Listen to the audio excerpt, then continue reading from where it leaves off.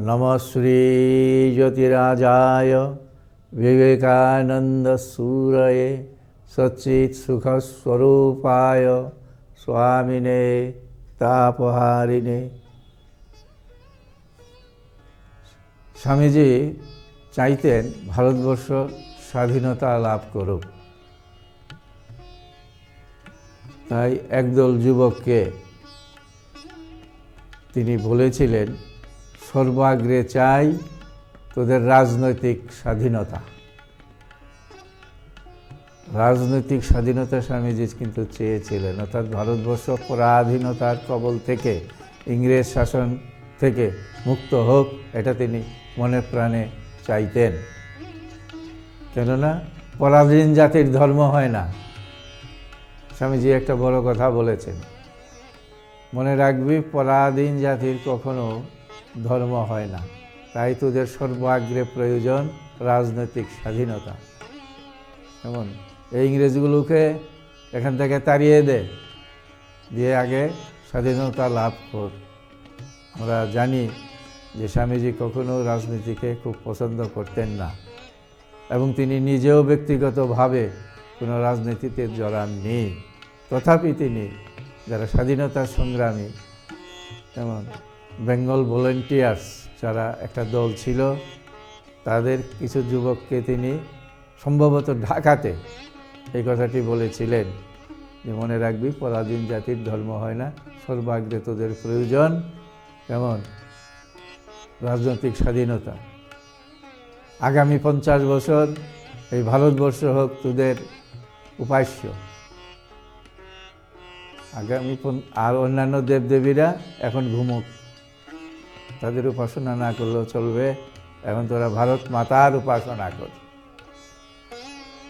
এখন তোরা ভারত মাতার উপাসনা কর।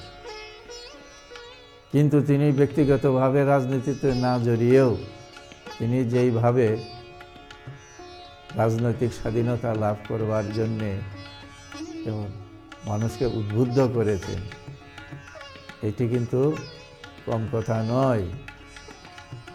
তাকে জিজ্ঞাসাও করা হয়েছিল,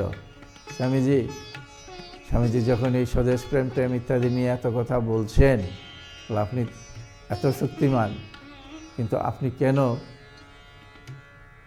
স্বাধীনতা সংগ্রামে অংশগ্রহণ করছেন না? স্বামীজি একটা উত্তর দিয়েছিলেন তার মতো করে। ওইখানেও আবার ওই মানুষ হওয়ার কথাটাই আসে। কি বলছিলেন? আমি স্বাধীনতা তোদের খুব শিগগিরই এনে দিতে পারি, কিন্তু সেই স্বাধীনতাকে রক্ষা করবার মতো মানুষ কোথায় তোদের? আগে তোরা সেই শক্তি অর্জন কর, আগে তোরা মানুষ হ, তারপরে স্বাধীন হ। এই কথা বলেছেন। কথার তাৎপর্য হলো যে হ্যাঁ, রাজনৈতিক স্বাধীনতা অবশ্যই স্বামীজি চেয়েছেন এবং স্বাধীনতা সংগ্রামীদের উদ্বুদ্ধ করেছেন।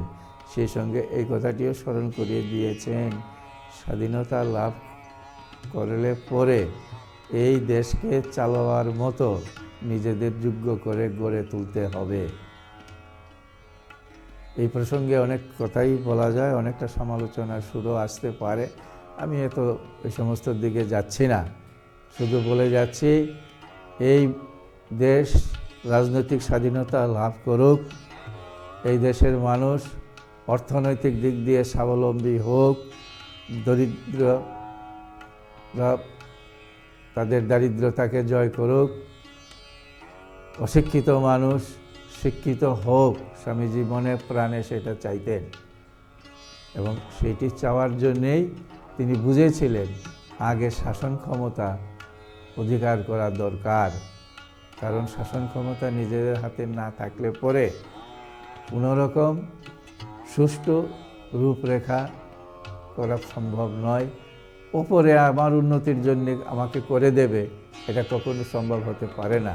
তাই বিদেশি শাসন যতক্ষণ থাকবে ততক্ষণ পর্যন্ত ভারতবর্ষের সার্বিক উন্নয়ন হবে না। ভারতবর্ষের সার্বিক উন্নয়ন করতে গেলে ভারতবাসীর হাতেই ক্ষমতা থাকতে হবে। তাই তিনি সর্বাগ্রে চেয়েছিলেন কেমন রাজনৈতিক স্বাধীনতা।